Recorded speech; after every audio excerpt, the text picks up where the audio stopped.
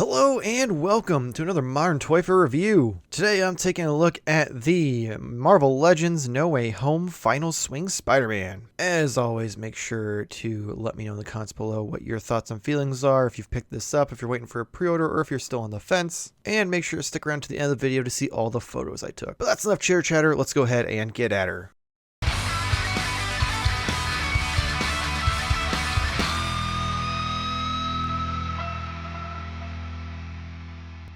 Alright, let's get started here. So we're going to start off this unmasked head. So it's the same one we've gotten before, but I feel like the paint apps are a little better. We have that updated look to it. It does have that doe-eyed deer in the headlights look that Tom gets. Got the hair, which is sculpted really nicely. Got the part there, some waves in the back. But then we get down to the important part, which is this new suit. We see this for all but 10 seconds in the movie, but God, I'm so excited to see this with the black lines all raised and that spider logo and that kind of shiny blue that it had in the movie. I've wanted to see a closer look at this. I've seen some Hot Toys pictures and stuff like that, but being able to have a 6-inch figure in hand is nice. And you've got all the bright reds and the webs and stuff going down, the gloves. Again, the webs are all sculpted and raised, which is nice. Go to the other side here. Got the blue on the inside. Got his belts with the webs and the red.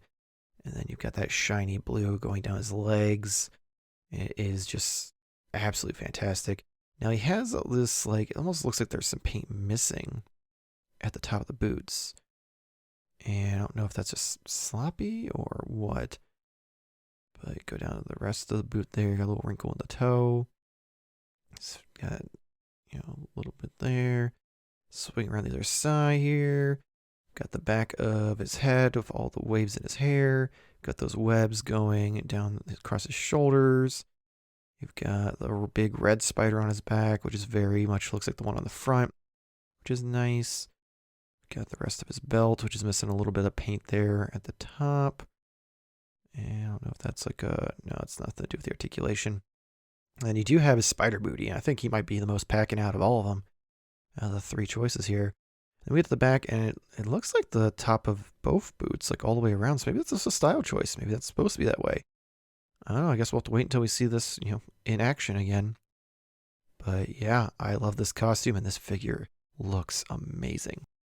On to some articulation. So we're going to pop the head off to show that he has a dumbbell joint at the top. Just pop that back on. There we go. Get a decent amount up. Not much down at all. Do you wish there was a little cut or something to give it more range? We could tilt side to side, all that fun stuff. And then you do have a cut across the top plus the bendy in the middle. So tons of rotation at the top. Decent amount forward. Tons of limbo action backwards. Not as much as Toby. And then a little bit of side to side action. You've got the butterfly joint. Arm goes up to about 90. And then goes all the way around. You got the bicep swivel forth. There. You got the very tight double joint elbows, which I think is just because they're so tiny. But there's that. And then wrist peg forward, back, all the way around. And then we get down to the legs. You do have the drop down hips. So about 90 degrees outward. Not much back and not much to the side. You got the thigh cut there for the swivel. You got the really tight knees with the double jointed knee. And then you have the forward facing pin for the ankle. So it pivots left, right, and forward and back. And much like the other two, I'd say you can definitely get him in just about any pose you'd want. Obviously, imports would be a little better, but the only thing I would change is maybe add toe articulation to give him a little bit more range. Alright, let's take a look at some accessories. So you have this alternate head with that basketball texture and the webs sculpted on with the lensed eyes. Now, no Robo said he didn't like the space in the chin, and he wanted more line down the middle, but none of them have a line down the middle in the chin. They're all he's just more spaced out, it seems. But yeah, the texture and the sculpt goes all the way around on both sides of the head. It looks really nice and crisp. And then you do get a pair of wall crawling hands. That's right, a pair. Not one. An actual pair, which is nice. And then, of course, you get a pair of flipping hands. And all of these, the webs are sculpted on, which is kind of surprising, and I really like it, though. Alright, so I'm going to use this size comparison across all 4 figures. So we have Goblin here with, we'll say Tom Holland, just 'cause it's easier that way. He's significantly taller. And then you've got Tobey Maguire, who's a little bit taller than Tom, but not much. And then we got Andrew, who's taller out of the 3 Spider-Men, but still not as tall as Norman. So I'd say the scales are pretty good. I mean, considering how they are in the movie and what they're listed in real life, I'm here for it. So next up, we're going to have him next to G.I. Joe Classified Pimp Daddy Destro. And I think he's taller than everybody. I mean, Norman's a little bit close, but I still think it's Destro on this one. Let's get rid of him, bring in Marvel Legends Jon Favreau, and it's a close one again. He's taller than the Spideys, but I think him and Norman might be the same height. Then we have the Mafex Scarlet Spider. He is shockingly taller than at least 2 out of the 3 Spider-Men. I think he might be the same as Andrew. And then you've got Goblin, who's a little bit taller than he is. And then we're going to move everybody down, which is going to be a real tight fit. And damn it, Toby.